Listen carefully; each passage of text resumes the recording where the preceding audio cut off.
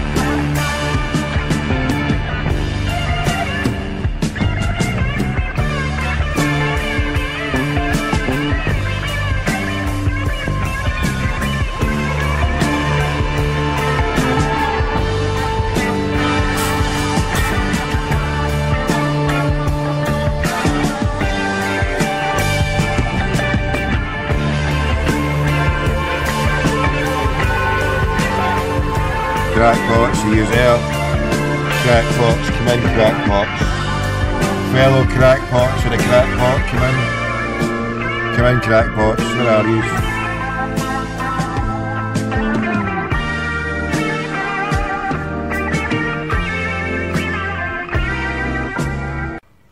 Yes, you've just been taken to the dark side of the moon, in case you didn't know. That's us now on the dark side of the moon.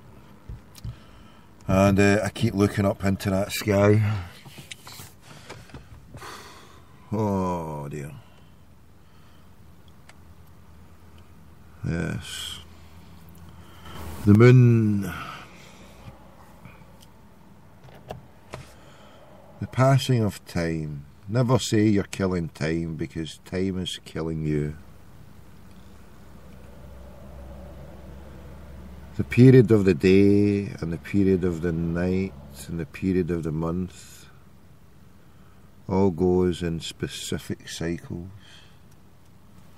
Muslims are commanded to pray for 5 times a day at specific intervals, and these intervals do change on a daily basis. For example, the dusk prayer, when the sun is setting, they call it Maghrib. And a Maghrib prayer every day, it's either going out or coming in by 2 minutes, like the ebbing and flowing of the tide. The Muslims mark the passing of the day, each day, the rise of the sun, the breaking of the dawn, the rising of the sun to its zenith, the midday prayer, and the mid-afternoon prayer, the early evening prayer, the late night prayer. And then they follow the cycle of the moon. The sighting of the moon indicates a new lunar month, and the names of the months, there's 12 of them, and one of them has the name of Ramadan. You may know that name. And there's other names of the month, they have specific names.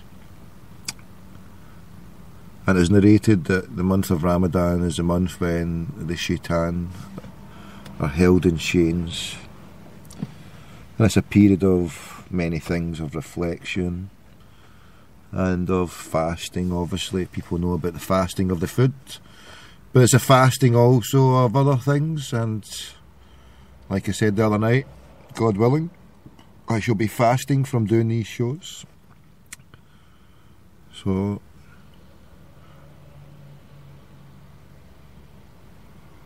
and God willing, we shall return after the month of Ramadan. I may be tempted to do a show during the month of Ramadan, but I would rather not. Knowing what I'm like, I can't be trusted to mind my P's and Q's. And so yeah, so please excuse me, crackpotos, for the month of July. Well, the new lunar calendar starts when it's a new moon. We're already about a week into this moon, so another 3 weeks to go. 3 weeks-ish to go. So we're going to cram all the calls I can do. We've been given number after number with different crackpots, and God willing, we'll rattle through as many as we can. If you've got any other numbers, then batter in, hand them over. The ones at the top of the list: Campbell Ogilvie, Chuckles Green, Walter Smith, Ali McCoist. Some of these numbers I may or may not have. If you can add to them, if you can complement them, then batter in. Dip your wick. Hand over the numbers. We have got good people handing over numbers from all walks of life. We salute their courage and indefatigability, of course. This show tonight is brought to you from a crackpot sitting in his motor, ripping off a Wi-Fi connection. You can join in the show, you can participate, you can call a crackpot. And for all you fanjitas in the chat room who don't phone in, who sit back there waiting to be entertained, you better get your fingers out and start phoning, or I'm going to pick these off one by one and issue permanent lifetime bans for the part of the show. Okay? Do you hear me? The show tonight consists of a debate on the rights of voting or not, and the rights of the independence. Is it right or is it wrong? So, right, if you're in England, or you're a brain-dead zombie and you don't want to phone the 1888 number, then phone 0151. This is our Liverpool headquarters, just in between the Dingo, Eggbirth and Torquay. Aye-de-do-do, don't-y-do. It's 0151 324 1924. We also have another number. If you're a pure hardcore rebel and you want to phone an 1888 number, this can also be accommodated if you phone 0141 416 1888. Wouldn't you love to have that on speed dial? Yes, there you go. In between your Domino's pizza and your crack dealer, your marijuana puffer dealer, whoever, your off licence, whatever, store me in under Crackpot FM, Celtic Community Radio, Glasgow Radio Online, Fanjitas Are Us, whatever, just store it, speed dial, anywhere in there between 2, 3, 4, 5, 6, 7, 8 and 9. Put me in there and then just press a button and that's us, we're good to go. You can do a 1-ring sting and I might not phone you back. I might not even see you phoning. Oh, somebody's phoned already. Do we have a phone call? What is down here? Oh, who's sending this? What's going down here? Right, we've missed something here. What is going to see? I'm missing all this shit here now. Ever since I took the sounds off, I don't know what's going down here. Oh, when did this come in? Oh, this was on a while ago. Who's this? James Menor. Thinking you were away for night. No, I'm not away. I'm not away. We're very much here, my friend. We're very much here. Here tonight.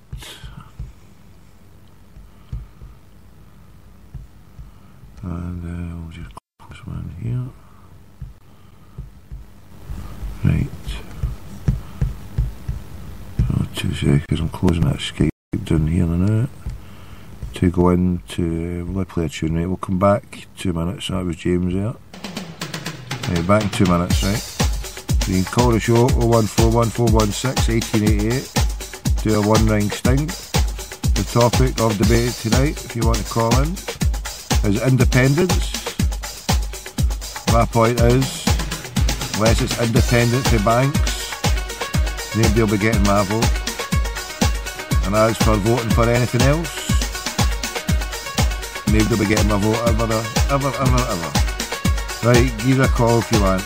Oh, got another, somebody else phoned in there. We'll check this one, whatever it is, that's a bit of a message.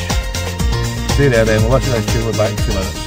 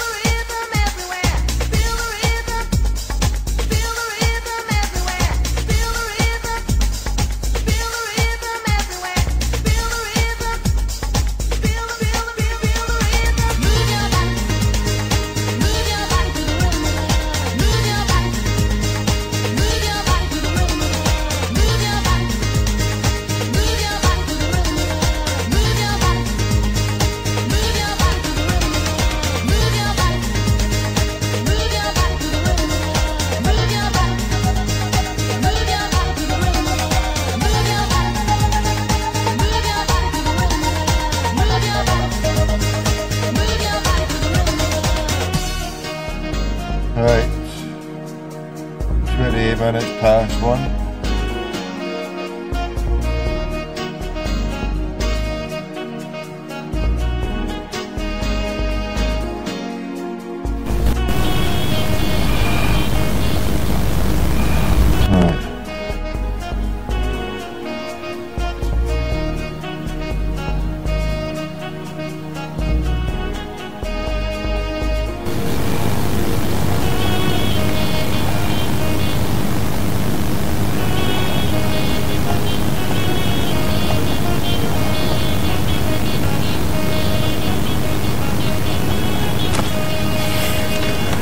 Whoever was a mystery.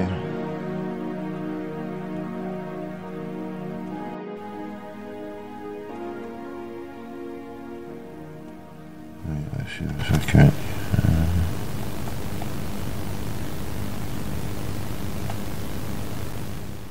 Right, Peter boy, I'll give you a call on your mobile.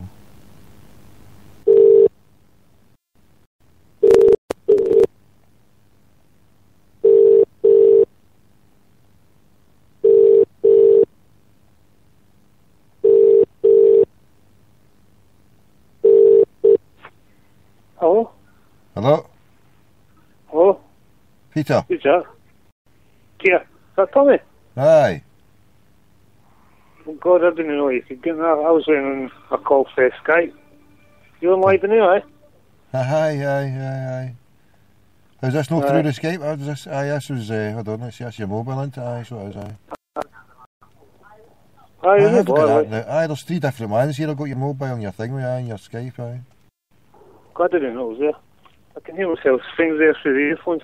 Right, you were saying about you didn't vote, right? I've not voted since I was 16. I'm now 45, almost 46. Well, I was supposed to vote when I was 18 light, but Margaret Thatcher fucked up the votes way back then. I never decided to do it after that, you know. Aye, with the poll So tax what's your stuff. excuse for not voting anyway? See there? Aye, with the poll tax stuff you're talking about, she messed about with that, aye. Aye. It's the same with the votes. We were all waiting on our voting cards. There was fucking thousands of us that year, eh? And we didn't even get our right to vote, and I said after that, that was it, you know. When was that? When did that happen, sorry? God, when was that? I was 18 in time, and I'm 45, and everybody that supposed to have got a vote that year, God, there was fucking thousands of them as they didn't get votes, because we all just turned 18, you know, or 16 or whatever it is. We didn't get a vote. And I just decided after that, that was it. You know?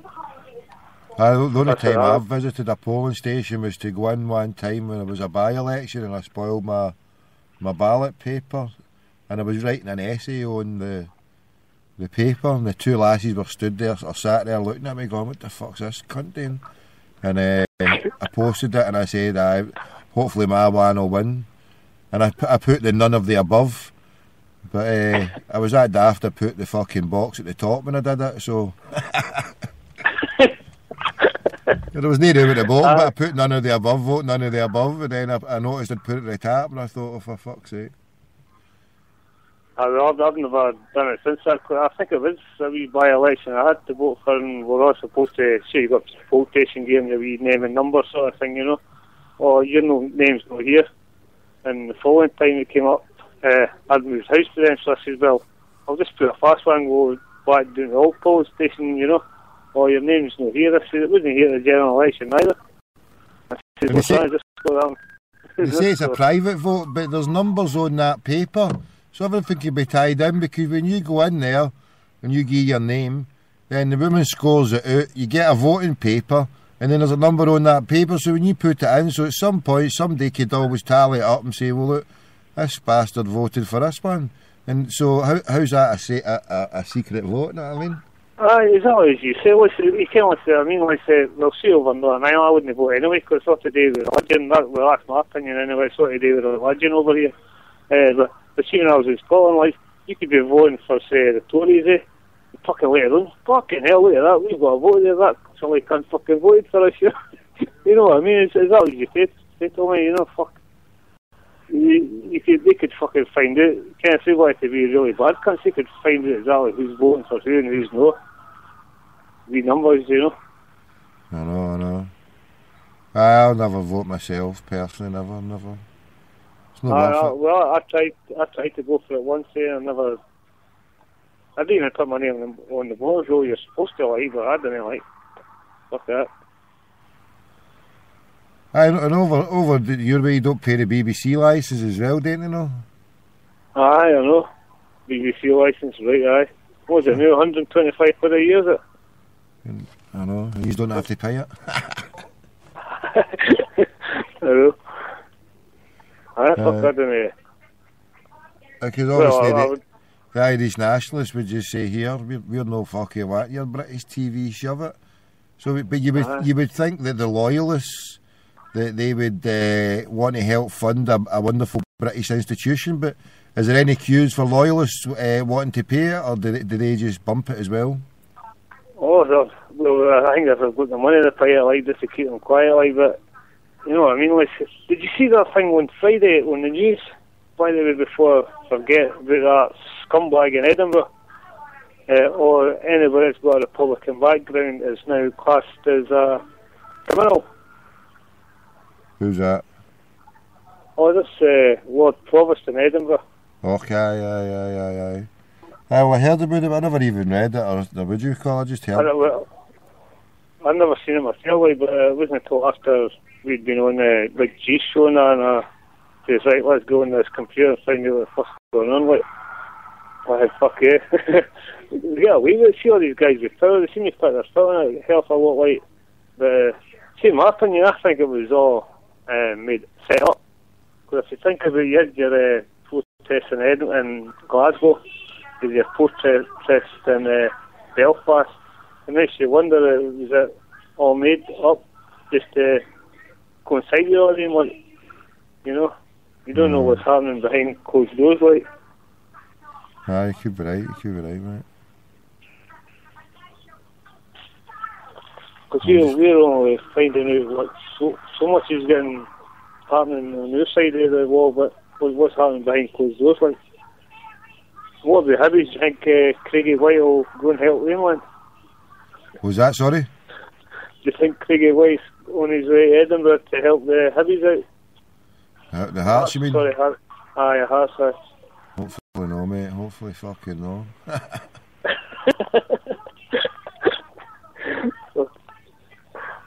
Fuck. I can't do any worse than I did the last night, right enough, you know. I know, mate, I know. I know, he needs to conserve his energy for killing the Huns, mate. There's no point in splitting his energies too that he'll get. He can't even come back here anyway, mate. He's a wanted man if he steps off a plane here, know what I mean? That's right. Where's he staying anyway? Yeah, America or what? Sorry? I wonder where he's living now. He can't have been in the castle in Glasgow, can he? No, he's over in France, isn't he? He'll be over in France. Probably is. I've never seen much about him since the wanted posters was out, like. I know. He'll keep low. He'll keep a hell of a low profile after that. Could well be over in Costa Rica. Costa Rica has not got an extradition treaty, and he's got a wee button Ben over there. So, if there's any sense, he'd be over in Costa Rica. Then I'll keep away from everywhere. He'll come back here in a hurry, I don't think, unless somebody else pays fees, like.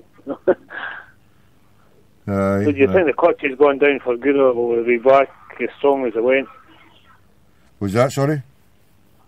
I said, do you think the country will ever come back? And if they do you think, what sort of strength do you think will there be a threat? I hope they're no, mate. I hope they're no. I can't be bothered with them, mate. It'll be a bad day if they are, mate. If you get shot again, mate, you should be shot by default, mate. Fucking 2 strikes and you're definitely out. What sort of show have you had tonight, then? Sorry, what was that? What sort of show have you had tonight? I wasn't on for the first couple of hours, like. I missed help a lot of it, actually, to be honest. Was that the show? No, I just started, mate. I just restarted it there, mate. I took a break. I thought you were on earlier on there. I had the first 5-10 minutes, or the first 20 minutes, and I had to go off, like. When with this one? No, I just started this one, mate. I've only been on. How long's been on? I've been on 20 minutes, 29 minutes. Oh, you been earlier on? I did one earlier on. No, I had to break off there. I don't know what time it is. I've lost the time now. What time is it now? 22. Aye, no, I can't remember when I finished earlier on. It was about after 12. Aye, Parrot was on. Oh, half 10, aye. Half 10, remember. I had to run away. That's right, I heard the Parrot when that was, I think that's when you were just finishing. Did you just finish after you were speaking to the Parrot, Aye. I must have just finished off then, like. Fucking hell, sorry, the tweets I'll go here, there's fucking 56 tweets. What the hell's going on here? Tweet. And double tweet. Aye. So what do you think of this new Celtic talk? I've not seen it, but it's not the full hoops into now. No, fucking hell. I've bought hoops tops since I was about 18-year-old, and this is one I'll definitely not be buying, like. You know, I'll maybe just go and get the old 1976 one, because this is like exactly what it's like. They do a good replica range. You can go for all different years, can't you, in the old replica range? Aye. I've seen I looked at them there, the old C.R. Smith one. Look, I've got the original one here, like. Well, nobody worth fuck all new, I've got all these copies of it. That's what I says to my wife the other day. I said, see if I fucking drop down the tomorrow, I says, get down to the auction hall with the Celtic tops. So you maybe get some for them. Apart from the one with the red and blue on it, the People's one. Aye. Why did you? I was just looking at some of the like the People's Ford and that. Fucking hell, they were really bad, like. Who was the first one I gave? C.R. Smith was the first, wasn't it? C.R. Smith was the first. Oh, C.R. Smith. We was trying to think the other night there. Who was before? No, C.R. Smith was the first sponsor of the game, wasn't it? Because they were sponsors for God, it must be a good 10 years, like, I don't know. I wonder what happened with C.R. Smith. They must have been bust. Maybe Brian Kennedy bought them over when he bought over Everest, merged them together. I see our Smith's still going, like, but they're not as big as what they used to be, you know what I mean? See, Rindon Fairland, they're all shut down, it's just in Crown Beef now they're running. Whereabouts? Crown Beef.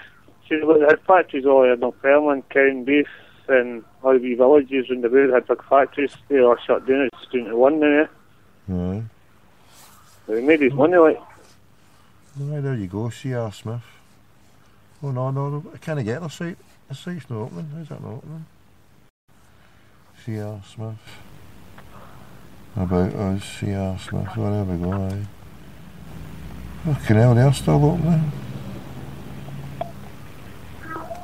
Oh, but People's Ford, are they still running? Aye. Based in Alloa. Picture framing shop. In Alloa and a glazing workshop in James Street, Dunfermline. James Street, that's the one, fuck, I was from South of Building that one. It doesn't do as much as what it used to, like, if you know what I mean, you know. But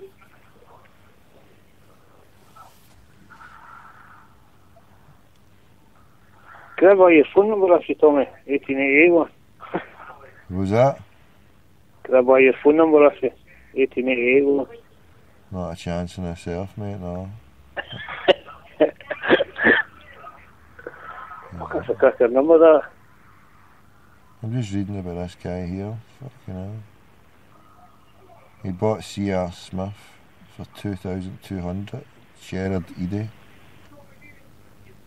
Because of the 60 years heritage that went along with it.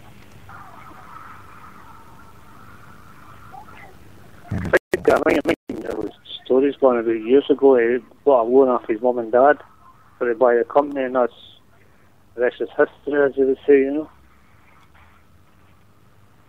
You see, the C.R. Smith factory moved to Lochgelly and then to Dalgetty Bay in 1980. Before the company opened its purpose-built manufacturing plant in Cowden Beef, 1985. Okay, now they're still going. You don't hear them now. Hold on. I know. That's unbelievable. Imagine a wee company like that managed to be on the front of the... You know, look at that, sales professional vacancies. They're looking for sales professional, on target earning 35k. Aberdeen area, territory sales manager. Circa 18k basic with on target earnings 40 in a car. In-store demonstrator, part-time they're looking for. Marketing promotion teams. On target earnings 650 per week. team member, 400 per week. There you go. Sales professional, Inverness and surrounding areas. Sales executives can be based anywhere. Field sales agent, telecanvassers. Basically, they're looking for every cunt.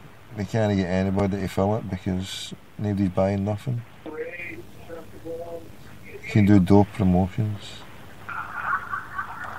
So I'll be on based on commission sort of thing. Business that double glazing, I tell you. Hard business, hard sell. We even try to work on commission. Can say you got these door salesmen coming in and try to sell you Sky, and the next time there's somebody else is trying to sell you this, and fuck, must be a hard job for them as well. Like especially when you don't want to buy when they're trying to sell you something like. And folk try to sell you they fucking the Hoovers. Fuck, even you getting a boy at the door when I was staying in Fairmont, £1,500 a fucking Hoover. That's me. Because that time you bought a card for that. People's cards, eh? Is People still on the go? I'm on the site now, like, I had a bit new stand today again. It's a £1 ticket to win a brand new 63 plate 2003 Ford Kia supplied by peoplescars.co.uk. Based in Woburn Green.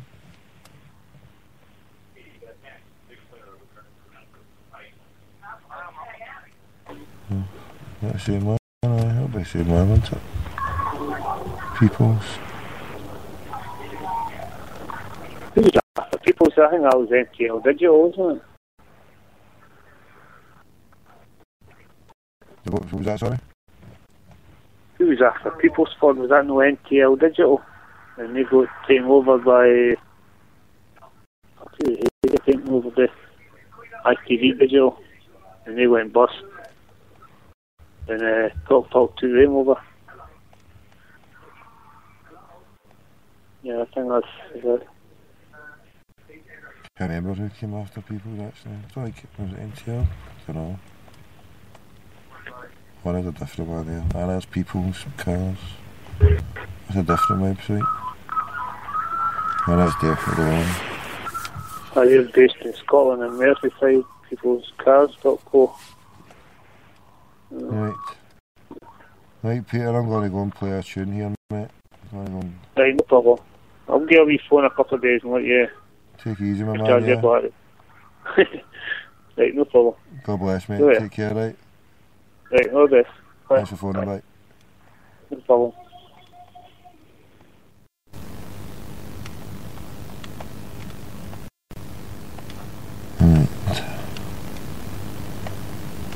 It's wonderful not hearing that wee clicky noise, when the phone hung up. I was doing man nothing. The only downside is I can't see when you're phoning in and I can't hear it. How does it not pop up, you know? Right, I need to go into my settings for that. That's the only problem. I've turned all the sounds off. Maybe I should look for one that just gives a wee beep beep. Aye, a little beep. When somebody's phoning in, that's what I need to get. A little beep.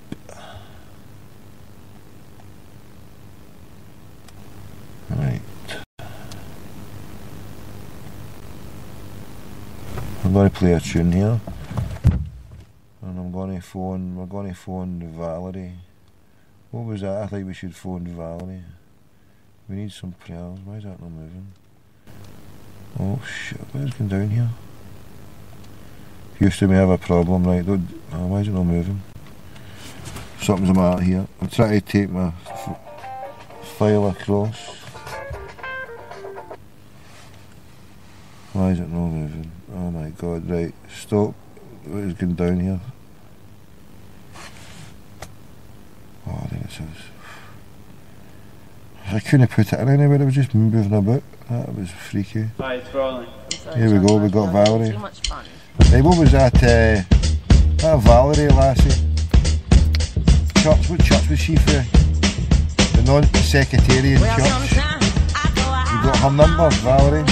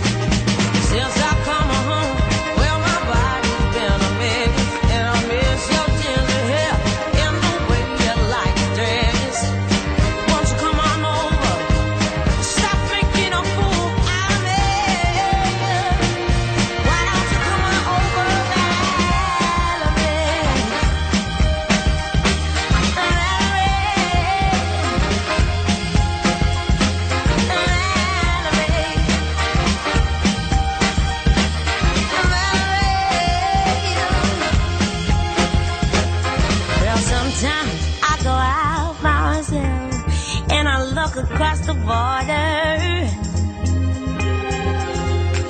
And I think about all the things, and in my head I paint a picture.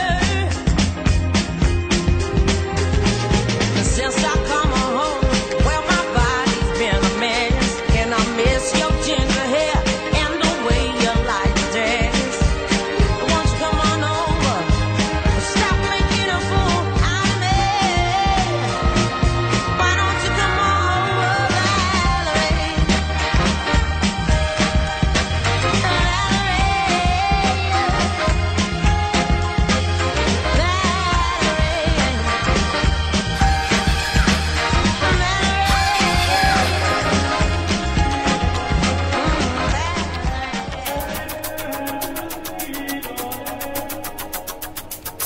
Yes, hallelujah. The Hearts are an absolute free fall. They're going tits up. As a Celtic fan, you just couldn't write a script better than this. First the Mankey Mob, now the Diet Mankey Mob. They've gone the same way. Oh, fucking yeehaw. Yeehaw. Bye bye, Jambos. Bye bye. Bring on the Hearts. Oh, the Rangers. Oh, fuck it. Just bring on the Hibs, eh? Bring on the Hibbies. Bring on the Hibbies. We don't need the Mankey Mobs. Diets are big bastards. We don't need their filth. I meant what I said to Gordon Smith earlier on, you know it's the truth. There's a taxi driver driving round seeing the blood and mayhem everywhere in the streets. There was also a point that he kept rabbiting on, but I was about to pull him up on the fact that think of all the wonderful loyalist wives, all the loyalist wives who have been spared a beating every time the Celtic do on the Rangers. Yes, when the brain dead zombies stagger home for the pub that night, they've been saved a beating. The battered wife centres,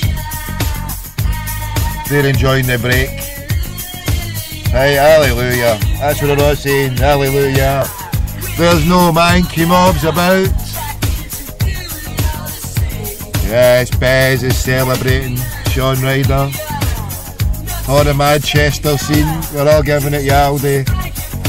Everybody's bouncing about like fucking loons. Yes, I'm doing the Happy Mondays dance like a zombie here. Yeah, hallelujah. The Huns are going bust. All we need is the Seb Covians to go tits up again. Come on. Let's make it happen. Right, I'm going to shut up. Back in 2 minutes, right? Oh, here's another wee yellow button. Somebody phoning. Who else is phoned here? Aha! Mr. Monaghan. I don't know anybody with that name. We can't let anybody on with that name. If there was a parrot, then we might have let a parrot on, but no, we can't let that on. Can't let that on.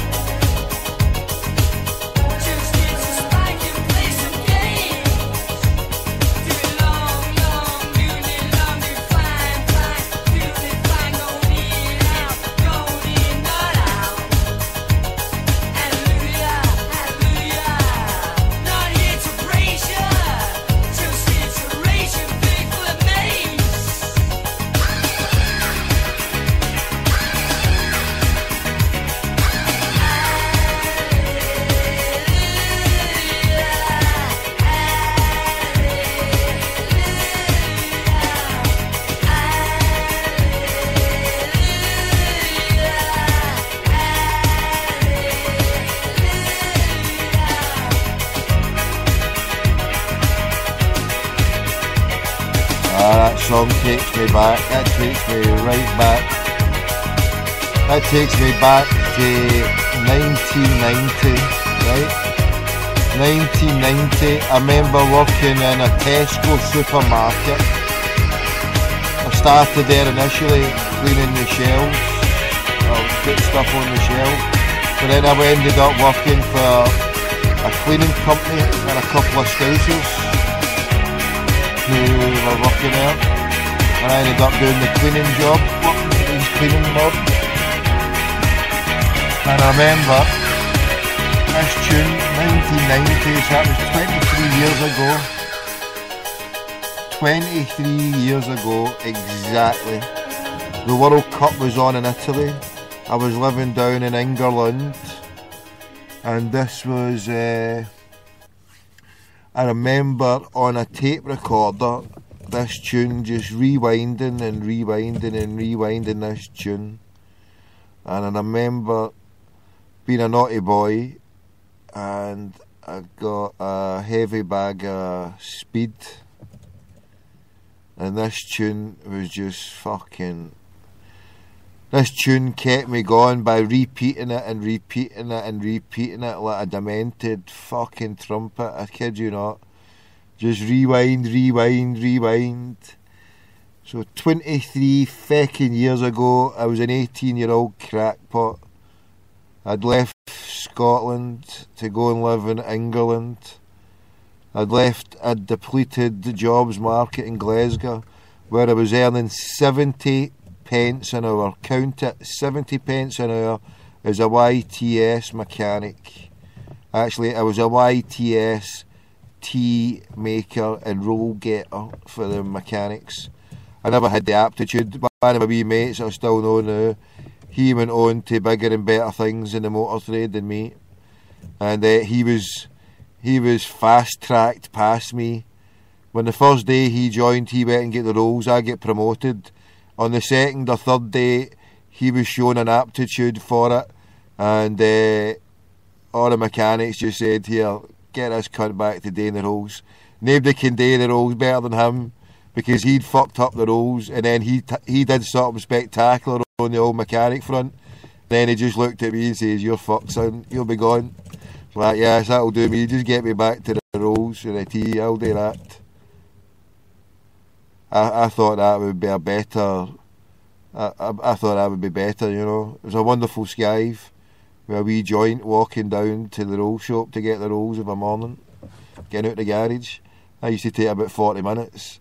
They used to have to send me when I fucking came in at 9:45 or something to get the rolls for 10:30. Send that cunt for 10 o'clock, he'll not be back for fucking time we want it. Yes. Mechanic time. That was a YTS, 70 pence a fucking hour. 70 pence.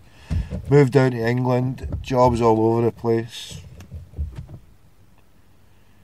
Shocker, innit? And one of the jobs I had, taking a wee bit of speed and hitting the rewind button on that tune there, right there. Hallelujah.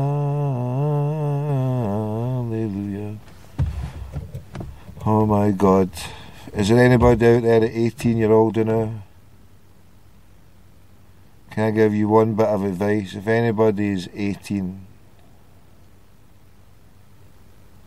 I don't want to give you advice. Fuck it. Just take life how it comes. Everybody's going to make mistakes.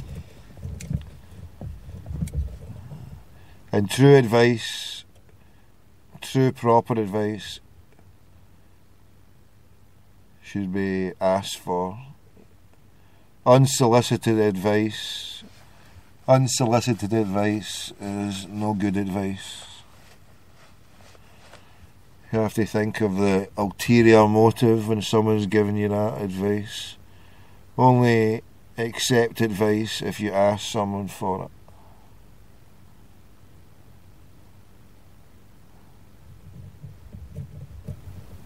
So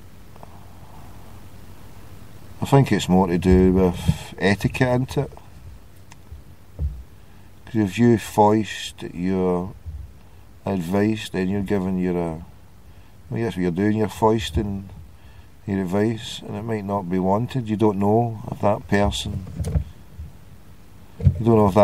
wanted your advice, then it's best to wait till the person asks you, because then at least you know that they definitely want your advice because they've asked you. And you should be very careful about offering unsolicited advice, because you never know. This unsolicited advice can land you in a bit of trouble, can't it? That's why you get these lawyers and all that, or the libel stuff. You can't say anything, you need to be careful what you say, in case you do this and that and it causes a problem.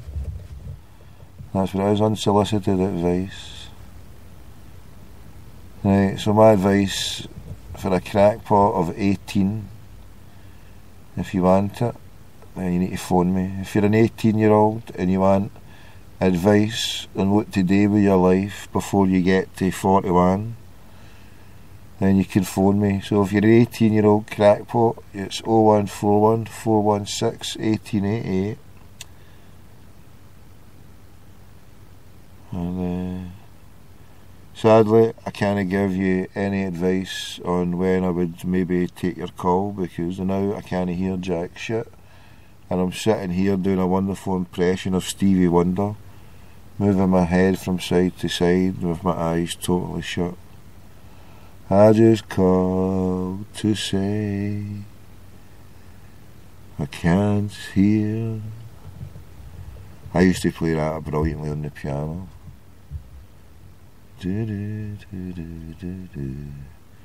I've not heard that in ages, that tune. I just called to say I love you. Oh, I need to do some digging for more tunes, right? Anybody phoned? Off! I've just opened my eyes up there. I can see a wee dot on the bottom of my Skype, right? Let's see. I'm semi-reclined, I could just reach over. Where's it? Oh, here we go. On to Skype. Skype on to Tommy in Glasgow. Who have we got here? I can't see. Who is it? Contacts. Who is it? Crackpot. Crackpot. McDougall's. Right.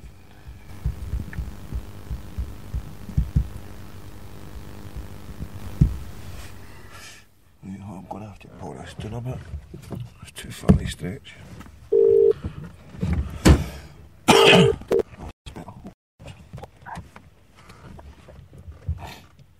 Hello? Hello, how you doing, mate? Hi. What's happening? Hold on. Hold on 5 minutes for you before I retire with my onesie on and my Napoleon book. Hold on. You there, aye? Aye, loud and clear. Just checking the settings. Aye, what are you saying about it? I just got a quick 5 minute gab with you before I get my onesie on and my Napoleon book and my hot cocoa and retire for the evening. Oh, fucking, I'm retired here already, mate. I can fall asleep here at any time, mate. It's nice. I do like sleep, mate. Sleeping is... Do you know, sleeping is actually a return to...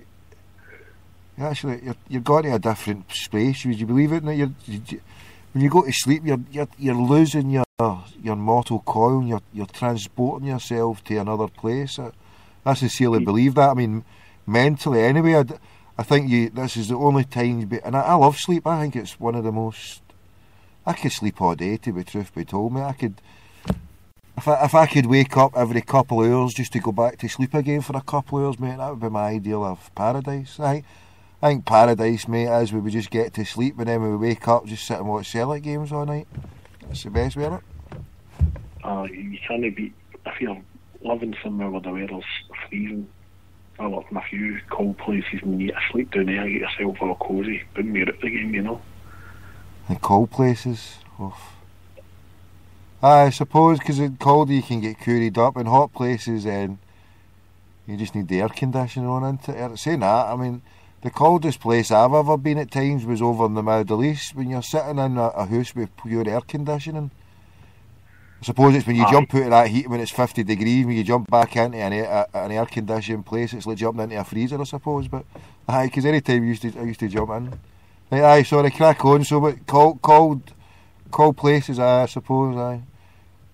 So do you like sleep as well? Are you a good sleeper? Are you a deep sleeper, or are you just in and out sleeping?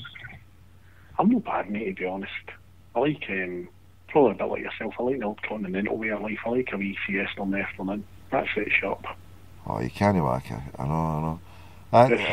This United Kingdom work ethic, up at 6 in the morning to 6 at night and all that. Oof. Fuck that, you know, get up early, have a wee cut in the afternoon, wee bit of lunch, glass of wine if you're into that sort of mumbo jumbo, and then go to work till about 7, 8 o'clock at night. You know, the world's a happier place, even you can go to bed. It's crazy how people want to spend their whole life on a rat race, collecting all bullshit, and it's. I mean, if you look at it, right, you work for what? And if you're working, it doesn't matter how much money you're getting, but if you're working, and you're getting yourself stressed out and you're into debt, you might as well just sit in the fucking brew and be poor. And if you need to go and get something, go and fucking do something to get it if you need it. No, I mean, you don't. Too many people just. I don't know why people stay attached to the rat race, as you call it. I don't know why people, when it's causing them problems and they can see it, just take a step back and smell the coffee and say, look, fuck it, I'm going to sign on the brew or do something else. It's no stressful. The bold Charlottes released a wee gem earlier on. What was that? Involving the journalist in New Orleans in America and Jabber and all that. And I saw the tweet, but what does it contain? Just saying, back in the day before everything went Pete Tong, and there was certain newspapers going with certain stories, how the damage limitation was getting done, and Darrow was going to allegedly, we could just cover ourselves here, allegedly, it alleges that Darrow was going to go on and cover it up on SSB, and his article in the Herald and the Times would sort of deflect stuff, mate, you know. So it's, I mean, as you say, I've not heard any lawyers cracking Andy's doors, but I think it's the long term damage of this is, when you're talking about it's, and it's not been disrespectful to people that read the red top newspapers, but you're talking about it's showing the DNA of how the print press in this country. I'm not saying nobody's bad in England or in April, but certainly up here, the damage being done to the names of the newspapers is unbelievable, mate, you know. Well, he'll slap it into the bastards. And I've got pride of place somewhere, I don't know what day it was, but that day when he was fucking off and he told me to fuck off. The bold Darrow King. I've still got that somewhere there. And intermixed with my Minty, my Imran and all the rest of my calls, the bold Darrow saying fuck off. Do you not think it's ironic though, Tommy, that you go to other countries, and I know it's different with print journalists because, you know, they've got to do whatever they've got to do, but you look at the sports journalists in Scotland, you know, and they're all like weedy guys who obviously didn't play sport. You know, they're all different breed. I know they're a different breed, aren't they, altogether, when you think it? They're the Big Bang Theory with pencils, aren't they? I don't even talk about that show. That show does my frupney bits, and I hate that Sheldon.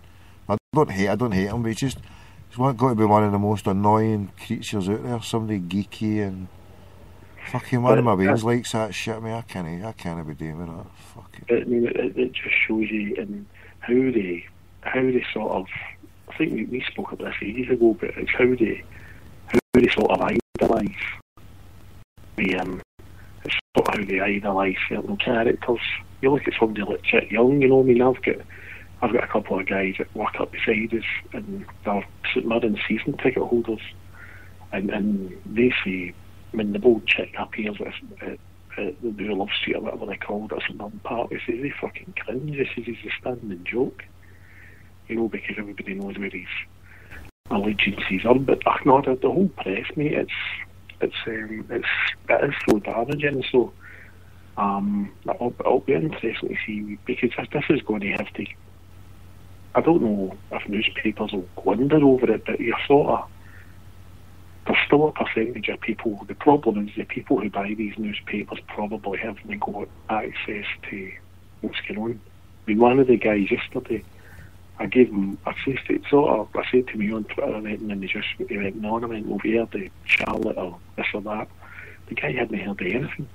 So I started, he's got an iPhone, so I can tweet him it for texting him for nothing. And that's him started moving it on, you know, so we're just, the sooner people's educated about what's going on.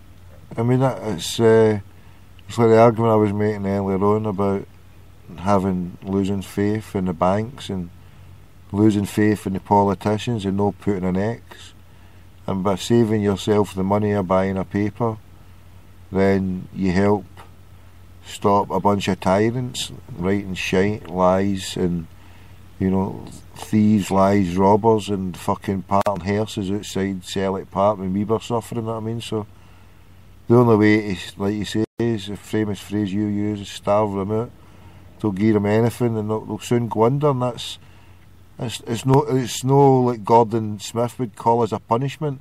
That's just a consequence of their action. If you treat people with contempt and you use and abuse your readership, your base, then you don't deserve fuck all, you know what I mean? The thing that gets me though, Tommy, is right, you look at how a guy like yourself can get hold of these people and get an interview, and is it obviously there's a certain etiquette about how press officers for a newspaper will contact a certain individual and say we would like to do a piece with you, are you available, yes or no? I've got no choice, I've got to do it my way, mate. I've got to do it my way to get it done, mate. But I mean, fair play to Smith, right? I mean, he is what he is. But he engaged guys like John Brown have engaged, and obviously John has been on to other things, and he just, I mean, I listened tonight, I listened last night, to the debate about the heart situation, you know, and that was quite interesting. But I mean, obviously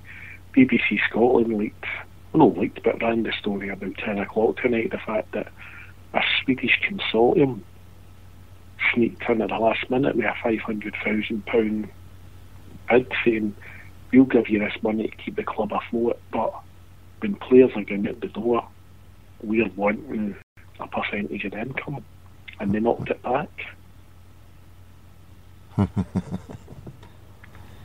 So, I mean, and you obviously, as you say, don't get me wrong, Tommy, I hate Hearts more than I hated the mob that played down the road sort of thing, you know, but you seem to be getting the tolerant sort of middle of the road fans, and there is a percentage of punters out there. At the end of the day, it's working class guys, and all these newspapers are spinning rubbish, and people's been out, and obviously somebody like John Robertson sort of was beating the drum to get people to invest, and it was £1 million the fans raised, and it's gone.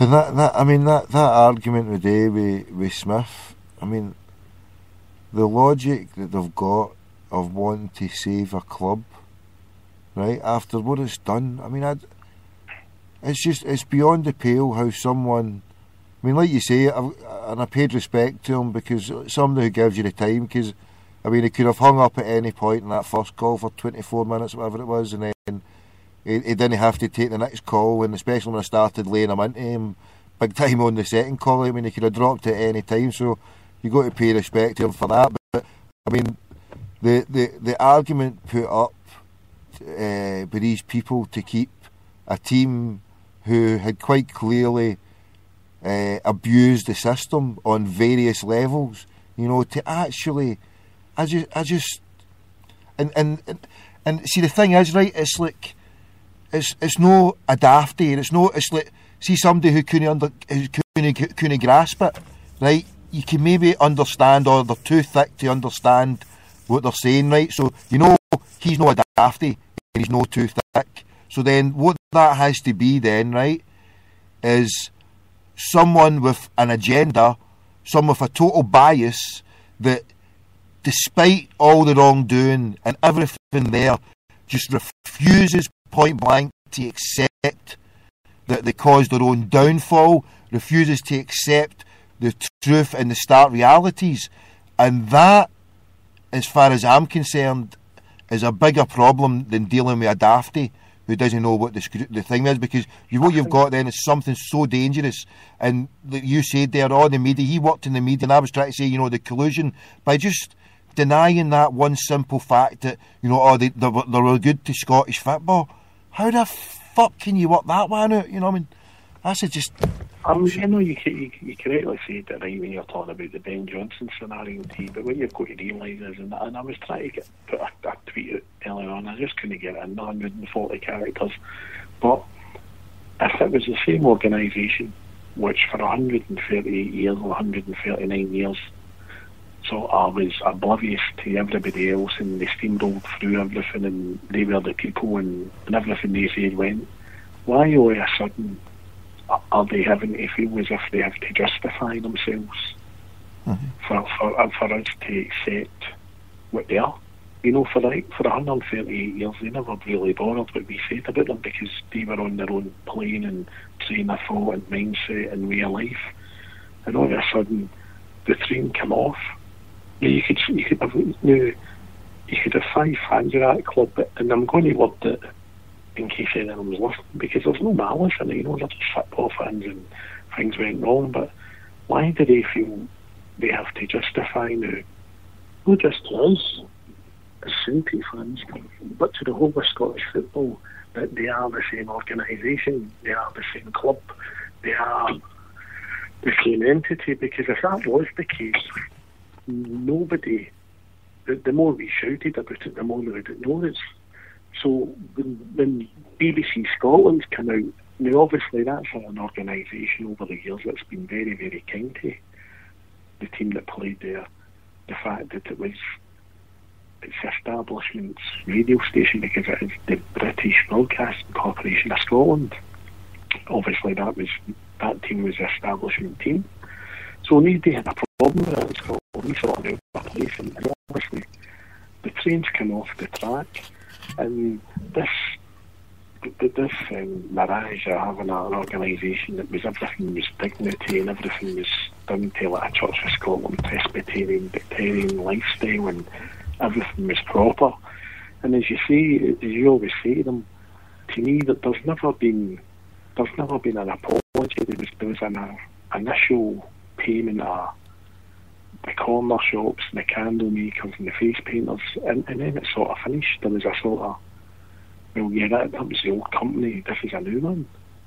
And as you say, the way it's running, once again, it's an out-of-speed juggernaut.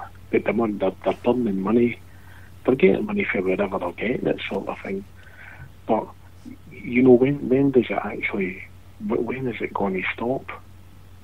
And get addressed, Well, it's no, and the bit that I never took him to task with, because and it was at the point to see, I'm conscious when I'm doing this, right?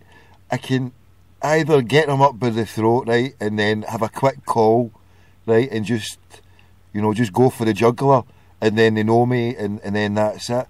But then I try to balance, so I'm sitting there thinking, when's he going to tipple? It's me. And I'm sitting there thinking, well, I want to nail him to the wall, but I want to get as much juice out as possible. So I'm sitting there at the start trying to work out, right, what angle to play it at. So the angle I was trying to go under is just to get a wee bit of juice out of him, just to as I say, Liverpool radio station. I'm flashing up a Liverpool number, so. And then, but by the time the second call, we'd obviously well tippled, but then that, I'm a Celtic fan and all that, my cover was well blown, and that's when, I felt I went for it. But at that start of the call, I'm trying to box clever just to, to get him out. But I knew that my mast would be slipping at any point. I was just trying to gauge when it had slipped. When do you reckon my mast had slipped? Do you think it was halfway through that first call, or near the end of it? No, I mean, I'd say the end of it, but obviously I think for him, he'll know if somebody's sympathetic to him and sort of keeps him in the right path and know where he's going down and the spin's going the right way. But I think the other thing is it's out with the rain. The BBC tip last night had some Michael Stewart, who was the Hearts captain, and he's on there talking about how the money was misspent. And I've got to laugh. He's obviously took a good wage when he was there. And I remember years ago, I was flying up from Southampton for a weekend off. My boat was getting repaired, and the Portsmouth team were in Southampton Airport. They were flying up to Birmingham to play Villa, I think it was.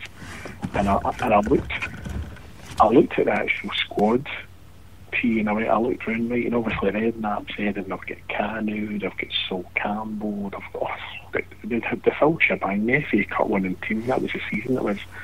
And I'm looking and saying, this team's got a higher wage bill than Celtic. And I said, their stadium's a fifth of the size.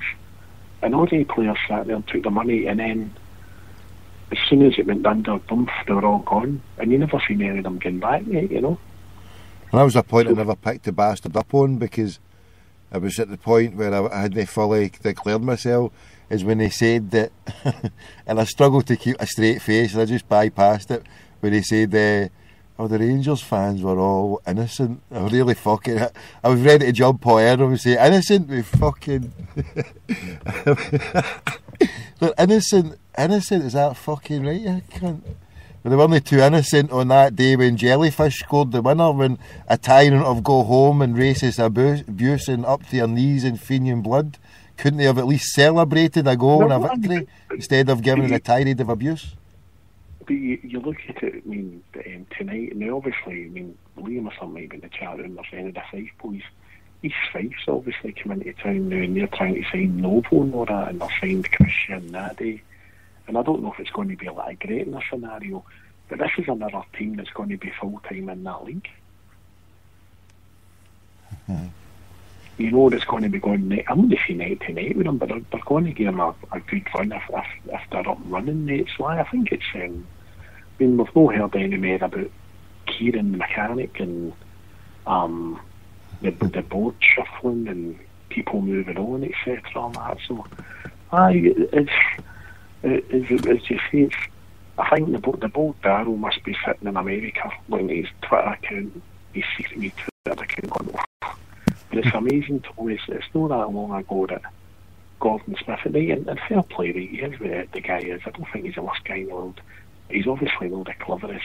And how he held a chief executive's position for the SFA boggles my brain. The what, sorry? How he held the chief executive officer's position at the SFA just blows my brain how he did it. Aye, I know. I never heard that last bit that you said there. Aye, I know. How did he? I know. It's because what they call a safe pair of hands into. Because I mean, he's not the cleverest spark in the box, but he's not going to sink the ship, because he knows he can read. He can do an Obama. He can read an auto cue well. Know what I mean? So he can say what is on message. Somebody had posted something about Jack Irvine. Know what I mean? And it was like they was reading a script. You know, like people like him are putting into that position. What's the whole phrase? Into a safe pair of hands, or they're not going to do anything damaging, and they'll just. I mean, you've got that, but there's also, I think the more alarming thing for me is the fact that you know that he's not going to get grilled. When you look at it, I wouldn't say Stuart Regan gets grilled, but I mean, obviously he's Teflon, enough will stick to him. But Smith never really got a good grilling when he was in that position, because it'll be, he's a nice guy and they're all doing the lodge or whatever they do, you know. And it's a shame he didn't get the ring. If the boot was never foot, and it was a Buddhist world and I was running it, and it was a Muslim world and you were running it, and all the gang were getting a ton of it, the same happy days. So, you know, as an organisation, I'll go back to that Lost Boys podcast earlier on, and they were saying that how Queen's Park was the establishment club to start with, and then they sort of fizzled out, and then this team immigrants were in and everything, and this is when the establishment sort of propelled Rangers as it was into being going up against Celtic sort of thing, you know. Aye, well, I was just thinking there about Smith and the type. What was the period he was there at the? I mean, that was the thing I never went fully armed with earlier on the day. Is it the period he was? Oh, I mean, there was also the Urban Myth. I mean, you remember it was like the midnight coup. Old Watty had done well for Scotland, and then the next thing he was back at Ibrox and he took Kenny McDowell for Celtic and various things. But there was always supposed to be the ambulance money that should have went through Ibrox to Armstrong to the FFA for compensation for the manager getting poached. And I don't think it was enough. You there? It was crackling up there. What was that? No, the severance money, compensation money for Walter Smith when he left Scotland to go to Rangers, as it was. And Did they pay that? Well, does anybody ever know? They're never going to fucking mention it now, are they? No, but who was there? Was it Smith that was there then? Was Smith at the SFA then? I mean, it's probably a good bet, mate. Aye. So hold on, right? He was chief executive, so he was Stuart Regan's role, aye. Aye. So he was Stuart Regan. Campbell Ogilvie, was he there at the time? Was Campbell Ogilvie at the time, aye? No, at that time Campbell might have still been at Hearts. I'm not too sure. You'd have to do it, I've got my laptop open, everything, but people will be able to Google it. I could go and see it, aye. No, I should have had the dates when he was there, and he was a chief. He was the man that put Craig Thingway in place, didn't he? He was the one who went over there and negotiated the last when we played. Remember, he went over. When did we play Holland? Was that the last campaign, or that was a campaign before, wasn't it? Oh, I know. It was, as you say, it was Gordon Smith's last act was getting Craig Levine the job with it. Craig Levine, but he'd went over there and got. So he'd went over there. So when did he went to the Mankey Mob in 2011 with Craigie White, didn't he? He walked in there with Craigie White. Was that 2011? He was there with 17. You remember he was trying to get himself the job as fucking as a director at Football Liverpool or something like that. I remember he went for some fucking job. Is he still an agent as well? He's an agent, is he? That I don't know, mate, because I think you need to have £100,000 marker, don't you, to be an agent? Aye, so they say. I should hook my skirt up next to a fucking real agent and say, look, sort me in, get me in your fucking team, and I'll go and sell. My brother actually, he used to have a couple of drinks with Chris Sutton's old agent. Who, Viola? Aye, he was a nice guy. Aye, he said Chris Sutton, he'd a big farm just at Kilmarnock. But you know what? One time I picked the Bolgin up outside the Corinthian, and this was before it had the makeover. And him and Larson used to. This was came back. It was used to be him and Larson in there all the time in the old Corinthian. Came back years ago, and it was Christmas time. And guess who walked up to us? And it was him and his missus. And he thought I was somebody for earlier on, and he thought I was the same one. And I took him up to that place, and he had a big fucking Winnebago. I always remember a big massive Winnebago in his Stingray place. I was Kilmarnock, that's what he's put. Do you know what that's right, because do you know what happened, right? I never even asked where he stayed, right? Because I'd previously worked with a sales company, right, who had sold all the Celtic players cable, and they were all based up in Newton Mearns, and I never sold them, right? But I remember someone saying they sold Chris Sutton, and he had a place up in Newton Mearns. So I've battered all the way up onto the fucking, without asking and just talking away like that, oh, I'm pure pleased as punch, I've got Chrissy Sutton in the motor, right? So I've battered all the way up the 77 up to fucking Newton Mearns, and then I've got off it thinking he's going to say, right, he's took us all the way back, all the way down there. He's took us all the way through Busby. He's got off there and he's took us through Clarkston, all down, came out of Busby, and I'm like, where the fuck's he taking us? And we went in the back roadway. Aye, so that's right. And then it was a big, massive Winnebago he had. Is he still got that place? Sorry, I don't know, to be honest, mate. I know my brother did link with Johnny's agent, and he was saying that he was just a homebird. He said Johnny's mate went into the house and have a pot of tea and just sit and chill out. There was nothing fancy dancy, well, I'm an agent, sunglasses on the rent and champagne. He said just did a chilled out guy. Aye.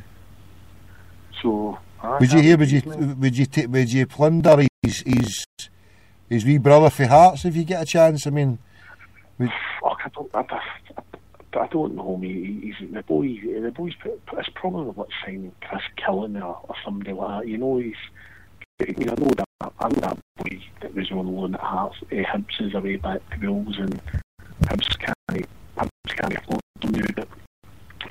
We should be looking at bigger players doing it. You know, if we've not got something as good as John Sutton coming through our reserves, we should be chucking it down. What's the point of Lennoxtown, you know? I'm a great believer it should be like the great, it should be like Lisbon line teams. It should be, maybe need to buy one player that we come in, but have guys like the Quality Street gang coming in to replace them, you know, bleed them in to a season sort of thing, and keep doing that, because if you do that, I mean, obviously the way Aberdeen and Dundee United did, even Celtic did in the 80s, mate. If you keep bringing your own players through, it means if you're a parent and there's a chance your boy's going to play football, if you can see him getting first team football, you're going to get him to that team. Aye. So we'll wait and see. So obviously there'll be a few players leaving. I get told, I'll give you a wee exclusive. I've texted this out. I've not put it on Twitter or anything like that, but very good chance Ledley's away. Who? Ledley. To where, Cardiff? Well, I couldn't tell you the team, mate, but very good chance he's away. Very good chance. I got a text from London over it. He's not going to be on any of the new merchandise. They was told not to make sure he's not on any of the new strip pictures or any of the new advertising. Well. And obviously Hoopers said he's went away, and Wanyama will be off, and probably Fraser Forster will be away, so that's going to be interesting to see what comes in.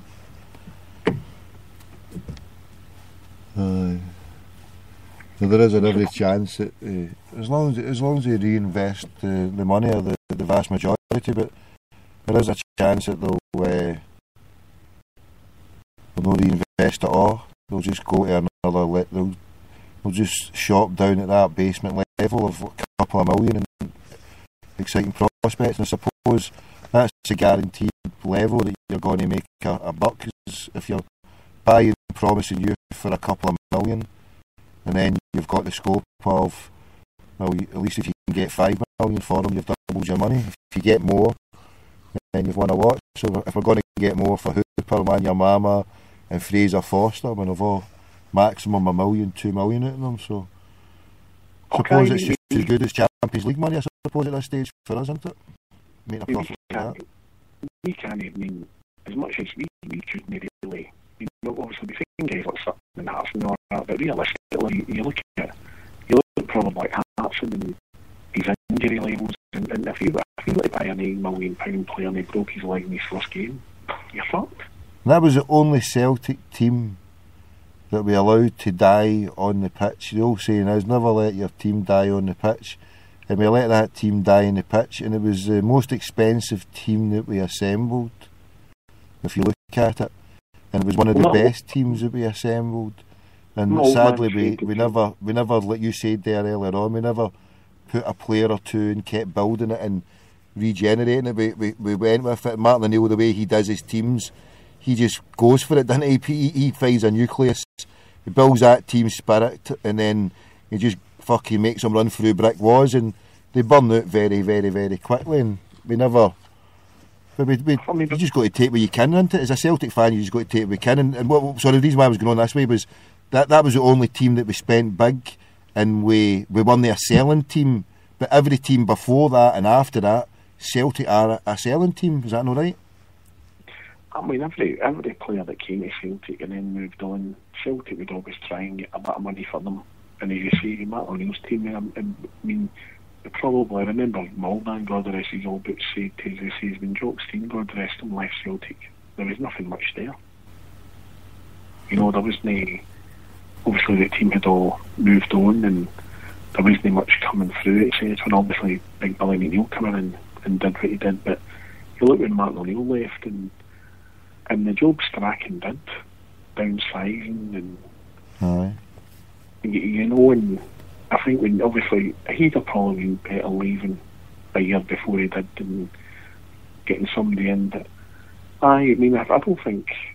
See, sorry to interrupt, right? See, when you think about it, right, that was our last great chance, unless we get into another league, right? Because see, the parity we had, the EPL, then we could afford players for the EPL. We bought Sutton. All right, he had to come down a level from the, was it 9-10 million that Chelsea paid for him, but we came in and we still paid 6 million, and we must have been giving him a hefty wage, and obviously comparison to them down in England. And at that time down in England, we'd almost achieved a parity. And at that point when we played Porto and then those bastards went and won it the next year, that was our chance, that period, because it, as I say, it was the biggest, most expensive team we've ever assembled, and we went with it. We just had to have that belief for another year or another couple of years. I mean, Henrik left the following year as well, but if we had went that next year and said, right, we were so close, you know, and that was the thing that disappointed me at the time, and I seen it happening, you know. Porto bought Benny McCarthy, we bought fucking Stupid Gray or whatever he was called, and we never did it when we were that fucking close. But then you've got that other thing there. How far do you push the boat out? Do you do what Leeds did? Do you do what Rangers, chasing a dream? But for that time in our history, just by going that wee small bit extra, we were living the dream as it was, but we could have lived the dream just a wee bit more, and I don't think it would have killed us. But do you know what the thing that stopped us, I think, at that time, do you know what really done for us? Was the fact that those bastards started to sell other players and started to downsize, and that must have gave the tip of the wink to the Celtic board. Well, look, we don't have to spend as much. And then, if you notice, Strachan came in, O'Neill went, and Strachan went on the downsizing. Well, that's when I mean, we lost everything then. That's when Peter Lovell came in. But I mean, I always wonder with football. I mean, when I was told how much truth it is, I don't know. Do you know the striker Martin O'Neill had agreed to sign to replace Larson? Who? Drogba. Really, aye? Aye, he'd agreed a fee with Marseille. I think it was £5.5 million, and but he knew he was going to have to be quick. He sneaked in, had the money, went, and then obviously the bold Jose was getting his job as a Porto manager, at Chelsea, and that was his first signing. He just went and went, actually went, we've agreed a fee with Celtic, and he went, what should we pay? He went 5.5, and he went, I'll give you 18, bang. And how much did he give him? I think it was 18 million he gave him just to make sure that nobody else got him. And to me, I always wondered, you imagine we'd have had Drogba for a year. So, you know, that's what was needed that year. I mean, they got Benny McCarthy. We didn't need. I mean, you imagine at that season, we had Larson, we had Sutton, and we had Hartson. We had we got to what level did we beat Barcelona, and we get pumped out in the quarterfinals by Villarreal, who at that level. I watched that in my hotel in Singapore that game, aye. And at that level, I mean, we did get fucking hammered by them. In reality, they were a strong, brilliant fucking team. That Villarreal would have killed me. But Tommy, we've got to remember, we're at Villarreal now. I know.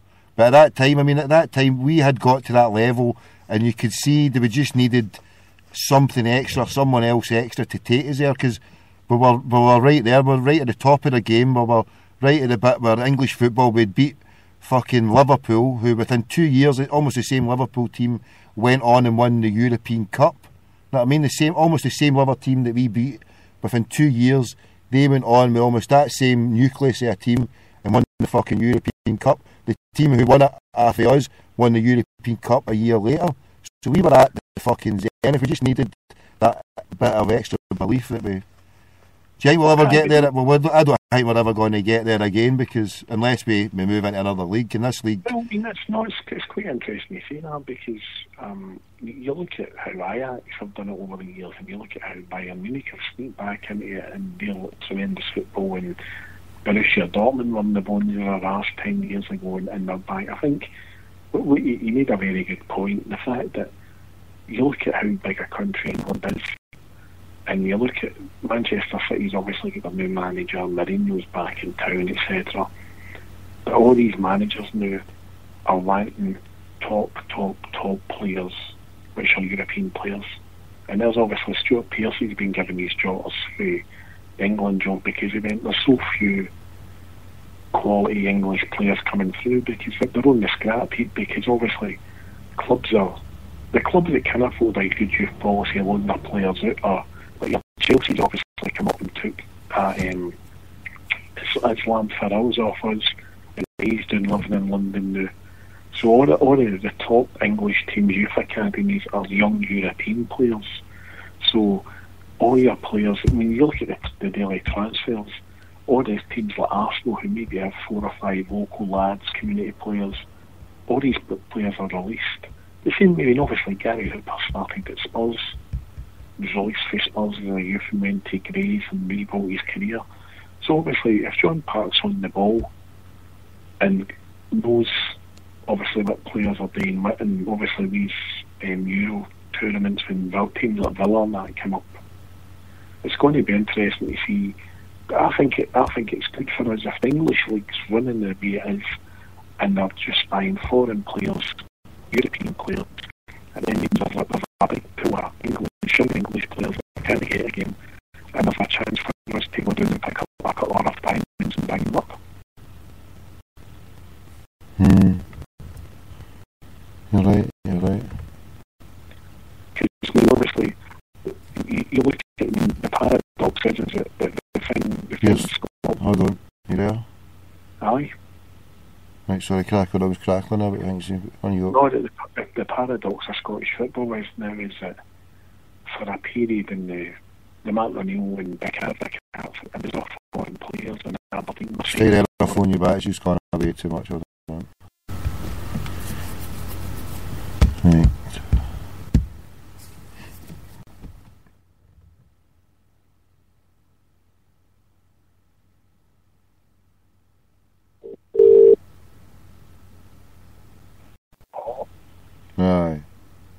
Aye. No, I was saying there, there's obviously...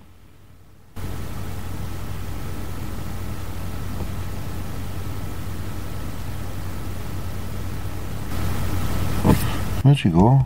Fuck. Obviously. Fuck happened.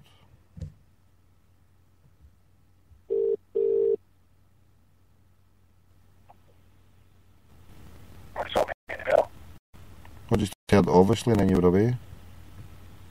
Aye, what's happening? Aye. What time's it anyway? Quarter to 3. Right, last 5 minutes, mate. I'm sitting here fucking... No, zombified here, mate. Zombified. I'm going to my bed. No, all I was going to say is you'll get the English football now suffering, the national game suffering because of the club football's insistence in chasing the Champions League. Ah, but they were fucking shite away back then when there was no Champions League. I mean, I've heard the bastards saying it, they defeat their own argument. They were shite in 82, they were shite in 86, they were shite, they never even got in 86, they were shite in 90. So, fucking... They're shite, mate, they're shite, and that's the bottom line, isn't it? No, the bottom line. I mean, The only reason why they did it in '66 was in their own country and a dodgy refereeing decision, a Russian linesman and a heavy dodgy, and then fucking fans were on the pitch. Obviously the German cunts were shitting it. They seen the fucking fans encroaching. They thought, fucking hell. Half the German team had ran off the park when they seen the fucking fans on the pitch at that time. Fucking hell. They've never done anything since, mate. It's a fucking... Fuck your England, mate. Fucking English bastards. Viva Scotland, independence, that's what I say. Not really. Get back on independence, then. Are you for it or against it? You're against it, yeah. No, I mean, as I said to you... What do you mean, no? What do you mean, no? Are you for independence? Well, I said to you earlier on, you look at that leaflet with the organisations that want to keep in the union, and that's going to be a deterrent to get to fuck. Here, hold on, here. What was that? Here, stay there, mate. Some action, you might have some action for you. Can you hear that? What is it?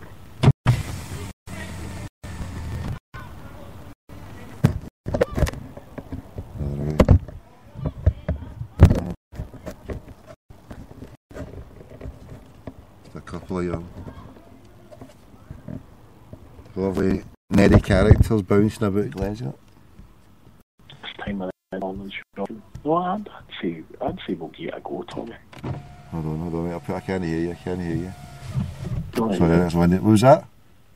I'd say we'd have to get a go. Get a go? Definitely. I'd give independence a go.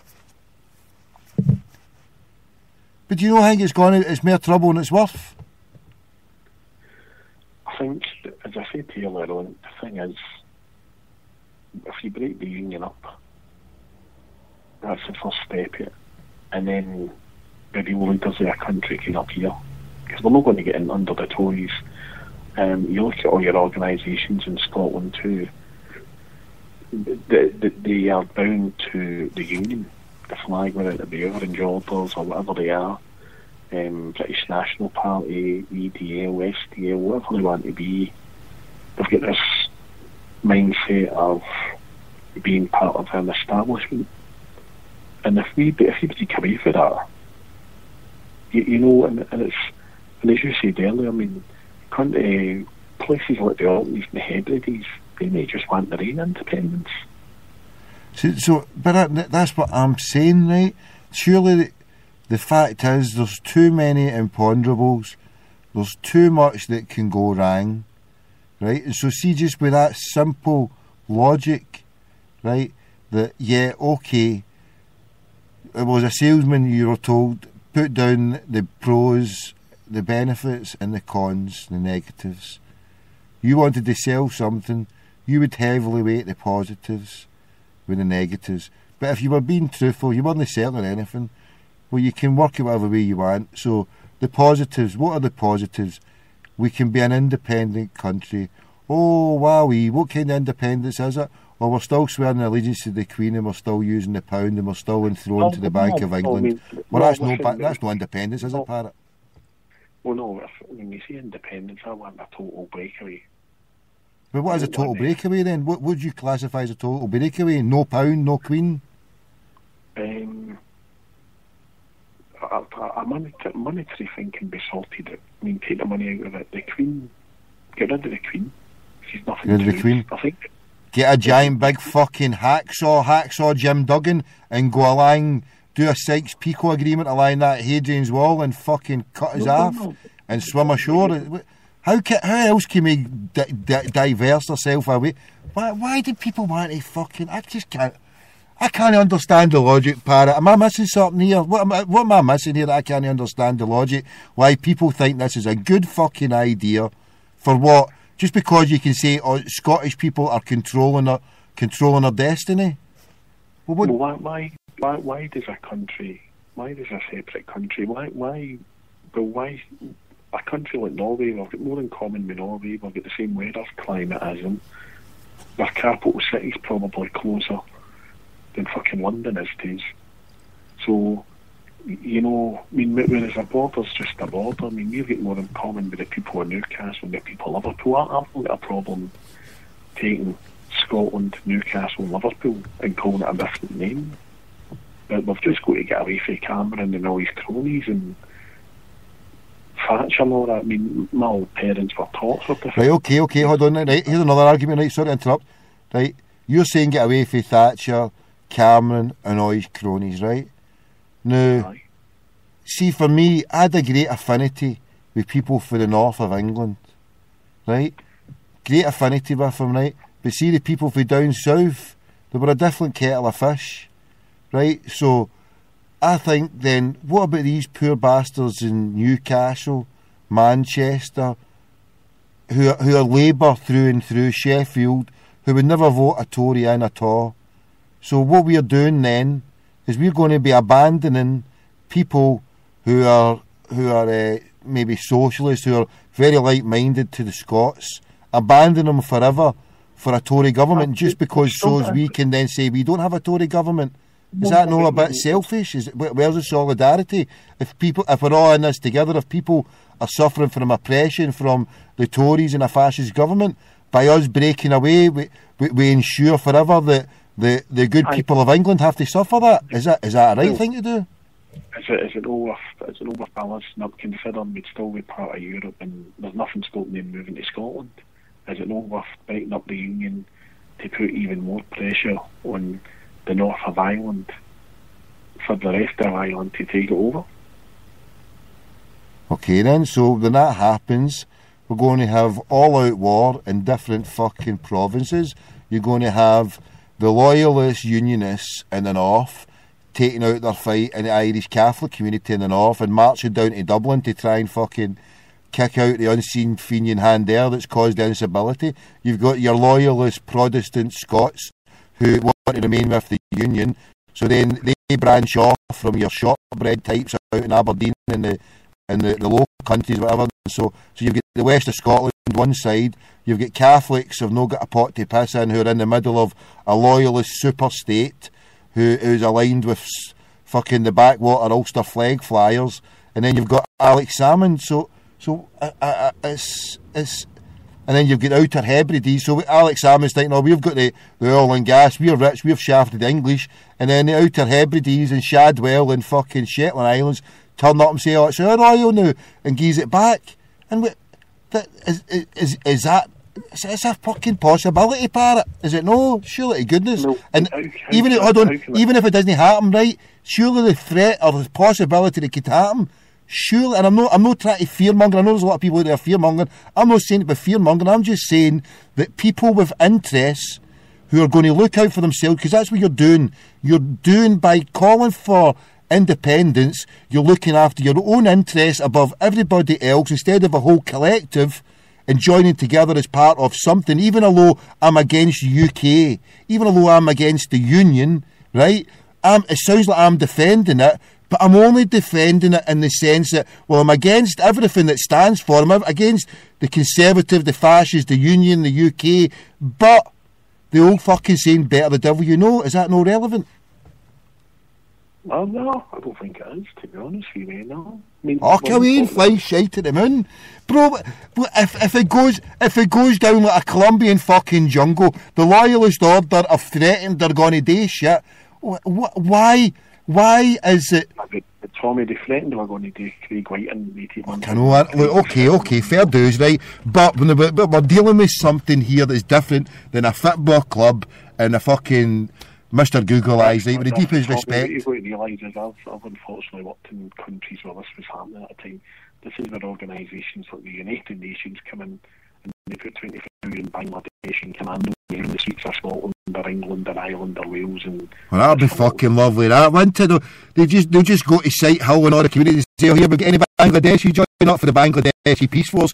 Or the natives are going to fucking love that. We'll spell the ranks of the SDL and EDL overnight. We get Bangladeshis fucking rounded up for Site Hill, carrying out Uzis to keep the fucking loyalists down. You are having a giraffe. What planet are you on, you cunt, tonight? There's the US 82nd Airborne Division. They can fly in there, probably best in Remagen in Germany or Holland. They'll come in, but I think you fucking lost the plot, you. I mean, for the Russian Revolution, for a revolution to work, you've got to get in first, and then have your own revolution. get the panty waiters and the soup takers and then crank them out and get the real people in. You've lost a fucking plot. You're calling for revolution here now. You're calling for revolution. A revolution of what? For what? Revolution so we can claim to independence for shortbread fucking takers. Oh, you're fucking lost it tonight. What's the matter with you? Our pensioners or future pensioners like myself no deserve a bit of quality living instead of depending on somebody like fucking Camden calling me. Speak for your fucking self, pensioner. I've got no hopes or plans to be living here. And never mind, I've fucking no chance. Do you know where I'm fae? I've no chance. I'm 41 now. I'm betting that I'm dead by the time I'm fucking 50. Never mind 65. You're talking about a pension? Shove your pension up your arse. Give me something to take me fucking out of the game by the time I'm 50. I've had enough. What you've got to remember is for the football side, that we can have our own immigration policy, so we can buy as many Brazilians and whatever we want and do what the Portuguese do. What good's that if we're living in fucking Bantustans? Living in mere Bantustans. They'll be building apartheid fucking walls. What if they turn round and say Catholics are the new Muslims and get into these fucking... Oh look, they're committing terrorist attacks. They're walking out with their green and white jerseys. Build fucking 20-foot walls to keep these Fenians in. Are you saying that these bastards are not capable of that? All you have to do is 2 in the morning, go in the villages of Lanarkshire and Ayrshire and put chicken wire in them all, and that just stops it. Look, I just ask you a simple fucking question, Parrot. Do you think that the loyalist, terrorist gun squads that will be roaming about the free states of Scotia, right, under Salmon's Free Scotland, do you think that they are capable or not capable of building Bantustans where it'll be Catholic enclaves and we'll having to be defend ourselves because of loyalist terrorist attacks? Is that a feasibility or not? Come on, of course it is. Democratic vote, and the vote is for independence, and if independence goes ahead, if there is a case of people or organisations declaring that they're not happy with it, it's then up to Salmon or the cranky sellers around the country to call in United Nations relief. Oh, fucking... But what's the point of even going down that road to take it that way? You're talking about United Nations. It'll be like a Colombian jungle. We don't need it. No, we stay in the Union, and the status quo continues, and the people in North Wales and the people in the north of Ireland can still chug along. Too much a minority to get what they want, whereas we've got a chance, we've got an opportunity to start the ball rolling. Oh, look, divided we fall, united we stand. Right? Now, the mass of people in England, right, are they all EDL racist people? Right? Or is there a vast majority there that are worth saving? Is it yourself, Alex Salmon, and all the rest of the crackpots with the Yes campaign? Have you all made a collective decision that the English aren't worth fighting for or worth saving, but that they're that bad as a collective unit and force that we have to turn our backs against them? Do the people of Belgium worry about what France is up to? Do the people of Belgium wonder what Holland are up to? Do the people of Turkey wonder what Bulgaria are up to? Look, you can't. There's no tie-in with Belgium and France. There's a tie-in with Scotland and England that goes deeper than any other country you mentioned there, Parrot. And to deny otherwise is fucking ludicrous.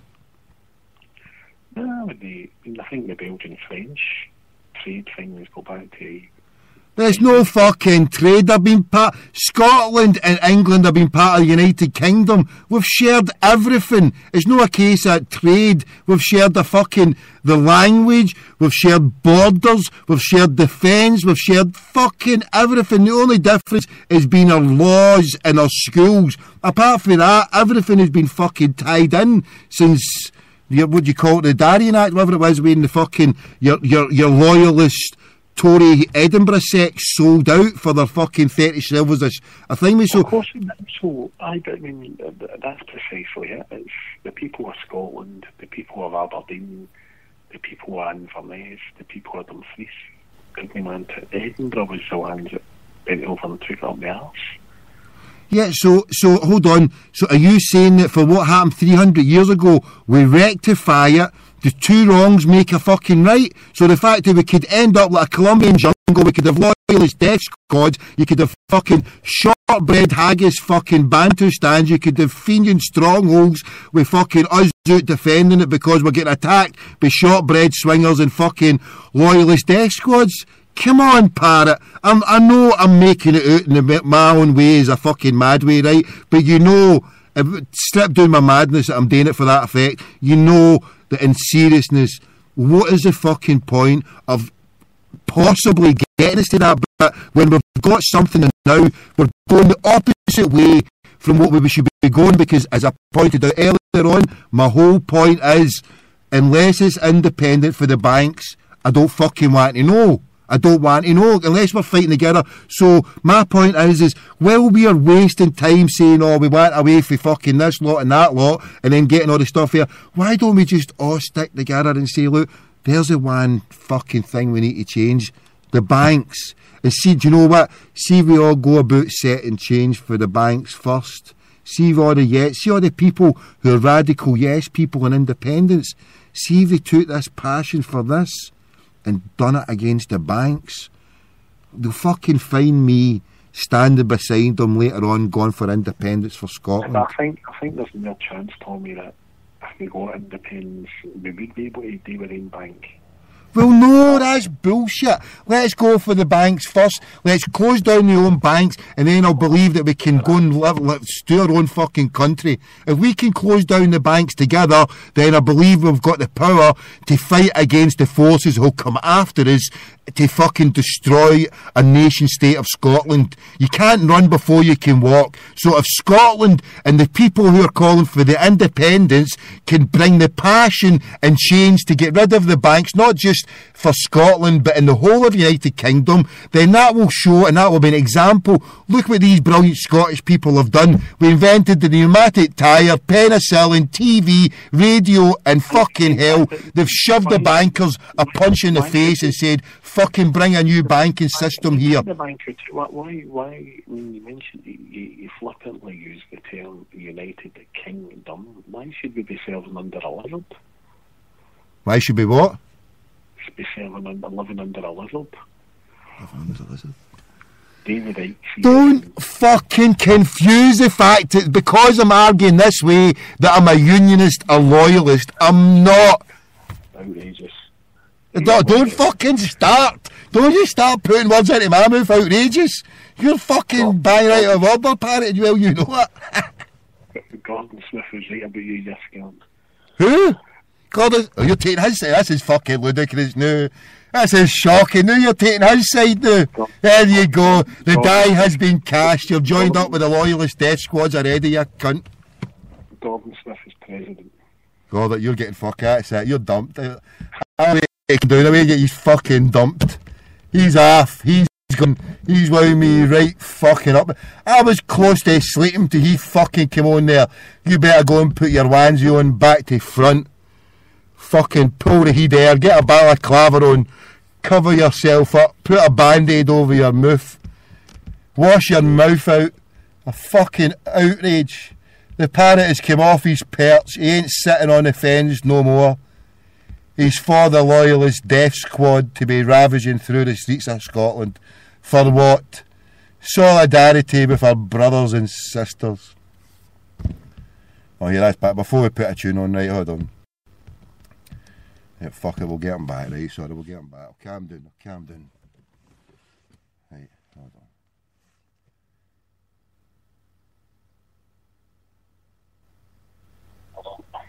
Sorry, I've calmed down. I apologise for cutting you off. I've calmed down. I was going to move on and play a tune, but it's getting late. I've calmed down.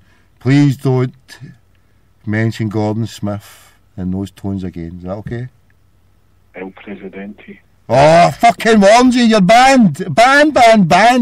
Last request, say goodnight to everybody, because I'm not taking any more. Good night for me and the Presidente. The Presidente, you're bang right out of order. You're a unionist. You're a bigger unionist than me. Because now you're saying El Presidente, Gordon Smith. So, hold on, would you abandon the Queen eventually for a president? I'd have a Chancellor. A Chancellor? Aye. Fucking Helmut Kohl style Chancellor you talking about? Or fucking... What kind of Chancellor you talking about? You go back to the Third Reich Chancellor's time?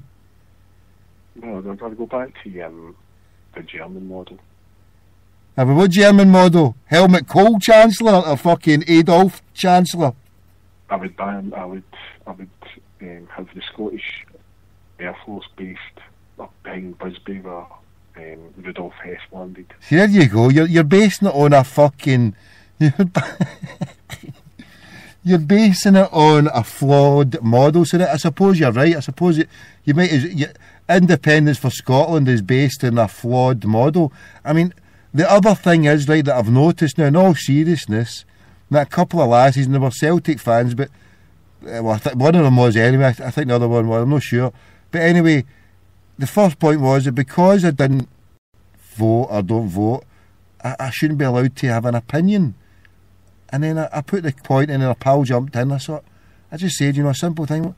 That's just been a wee bit fascist, By saying you can't have an opinion.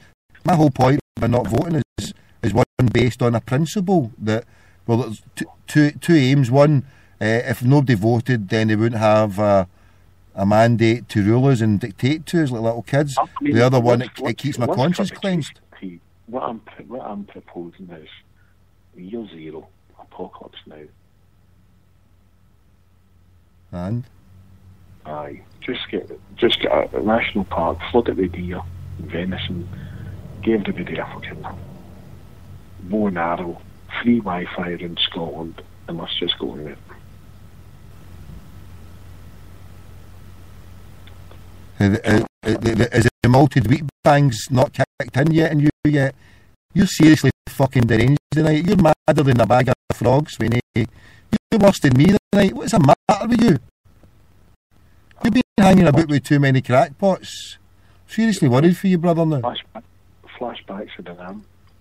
Flashbacks of fucking... No, but, I mean, you're giving it El Presidente. You're giving it fucking... You're giving it breaking up for the union. Well, I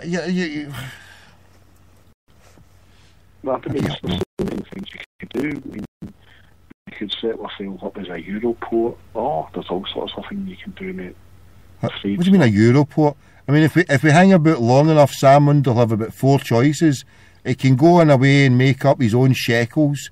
He can stay with the Queen and the Pound. He can go with the Brussels bureaucrats and take in the euro. Or is this free trade agreement that Jonathan was talking about? Go for the dollar? I've already contacted a few government friends to ensure that El Presidente Smith lives in Edinburgh Castle. I hope his lords are leaping and you revert to the role.